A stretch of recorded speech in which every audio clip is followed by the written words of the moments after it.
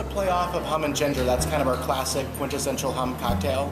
So we did a rhubarb syrup with just local organic rhubarb, cooked that down with a little cane sugar, and then took fresh ginger and organic raw agave nectar and heated that together to pull the ginger oils out into the agave. Added hum, a little club soda, some summertime Chicago strawberries, which are really delicious this time of year. A little barrage, which is one of my favorite herbs. It's made a bit of a comeback. It actually tastes like cucumber, so it's a little bit of play off of Pemsca and some fresh ferment. I started doing cocktails in Chicago in 2003 at Nacional 27, and it was really before the cocktail movement started, certainly nationally here in Chicago. And I took really kind of more of a chef and sommelier mindset going into it. I'd had a good foundation in classic cocktails, but I had been true in the French Laundry, which were very, very wine-focused and very food-focused. So when I got to Nacional, it was the first restaurant and bar in Chicago to have mojitos and caipirinhas, really have a very forward-thinking fresh juice program before it was kind of the norm to squeeze all your juices in-house. We also had a chef who was very open-minded and involved in the bar, Randy Zwyvan. And Randy really opened up his mise en place list, his coolers, all his produce orders to the bar, and anything that I wanted to use in the bar was able to go and pull from the kitchen as a resource. Right. And so that's when I started developing a style I call Drink Like You Eat. And essentially it was very seasonal driven, very balanced, very fresh, but also with the philosophy, if I'm using the same ingredients that the chef is in the kitchen, then naturally the food and the cocktails are going to taste better together. Hum came from rum and predominantly the Caribbean. I took one of my favorite mantras, what grows together, goes together. And so I didn't want to just kind of randomly pick ingredients that I like, but I wanted something that had really a sense of place. Right. And so I researched all the botanicals that are on the island. There's hibiscus all throughout. I wanted to find botanicals that both had balance, but also complexity and contrast. So I started with ginger. Ginger is one of my favorite spices. I use quite a bit of it. I find with ginger, when you add it into drinks, it can elevate other flavors. So with ginger as a base note, right, then I needed a top note. I needed something to really kind of frame that. And cardamom is used all through the Caribbean in curries, and that really gives that nice heady note to contrast the ginger. And those were actually the original three. The hibiscus is kind of the heart, ginger's base, and cardamom as a top note. It wasn't until a few months later I had an early sample that I'd made in my kitchen. I tasted with one of my mentors, Francesco Lafanconi.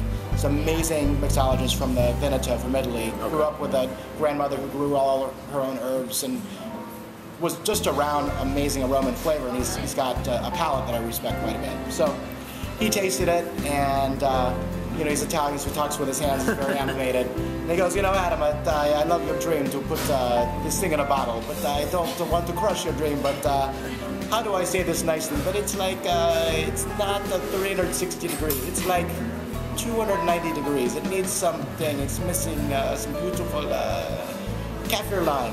Yes, I think that would be very nice. So yeah, okay. Go home. Take a batch of hum that I'd made, add some kaffir lime in the infusion, boom, and just pull it all together.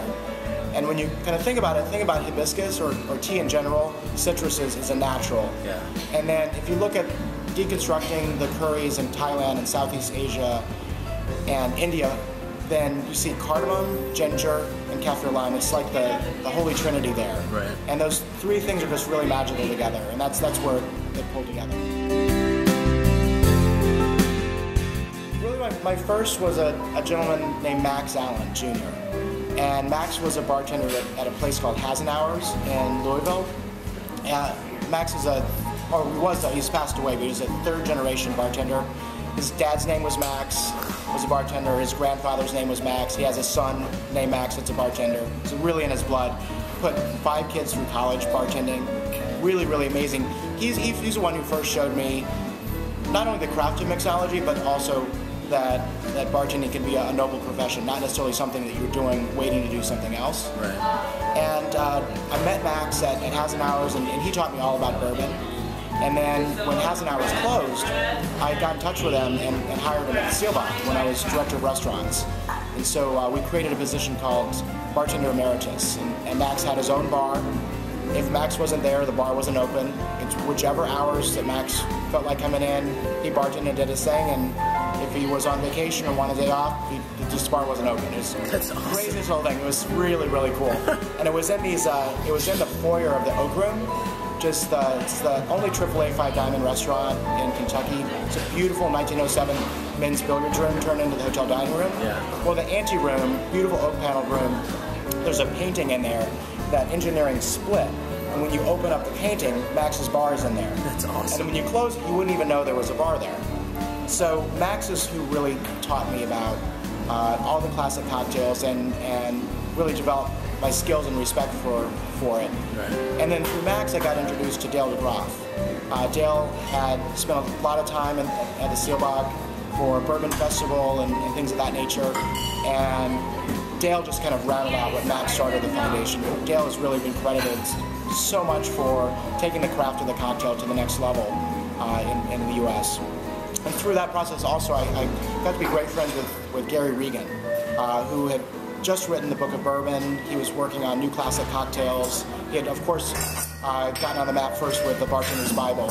And Gary always stayed at the Seelbach, and so he became very good friends with Max and myself, and was another mentor to really kind of show me how much there is out there in the cocktail world. Well, I love to eat, and I also really care about where the ingredients that eat come from, and also kind of the health aspect of that. And so I really try and translate that into cocktails. So when I have an opportunity to impact the way people drink with realizing that they can drink more locally, whether it's their spirits and the produce that's in their drinks, but also how you can go out and have cocktails that don't have corn syrup and don't have artificial ingredients, you actually feel a lot better the next day. So, I mean, these are things that I really enjoy, and it's a lot of fun to be able to influence and open people up to that. And when someone who's been only exposed to cocktails that may be using a lot of processed ingredients and whatnot, and they've never really had a craft fresh cocktail, and they have it for the first time, and like, oh my God, that's what a gimlet tastes like when you squeeze your lime juice, or wow, what's that crazy herb in there, or I didn't realize I could go to the farmer's market and find things that I could use for cocktail. One of the best meals I've had was some friends, and we did lobster Don Ho style. And this would be my last supper. Basically, get a group of people you really like hanging out with. You go to the beach, you dig a trench in the sand about 3 feet long and 2 feet deep, and then you fill it with charcoal and get a really, really hot fire going until the white hot coals. Then you go out in the water and you get wet seaweed, and you put the seaweed on top of the coals, then you put live lobsters on top of that. And then you bury the lobsters in the sand.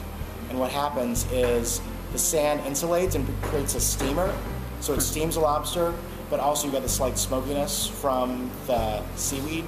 And then you pull those out, you dip the lobsters in fresh water to rinse the sand off, grab some lemon, a ton of beer and champagne, and listening to the ocean and eating lobster. And that's, to me, that's nice. Pretty ultimate last meal.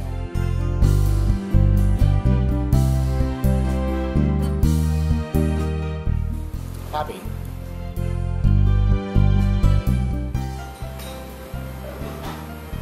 Gastronomy for the masses.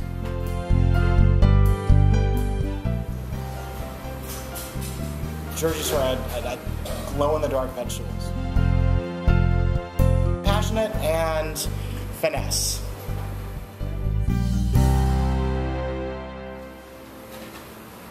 Irreverent.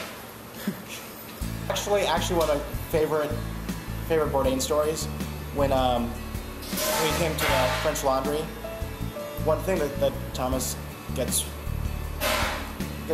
irritated about is if people get up during a tasting menu and leave to have a cigarette, to go to the restroom, anything like that. He really doesn't like to disturb the reverence of the experience. And Bourdain smokes a lot of cigarettes, so Thomas actually infused a creme brulee with cigarette smoke so that he would get his fix during the meal. Exciting and new.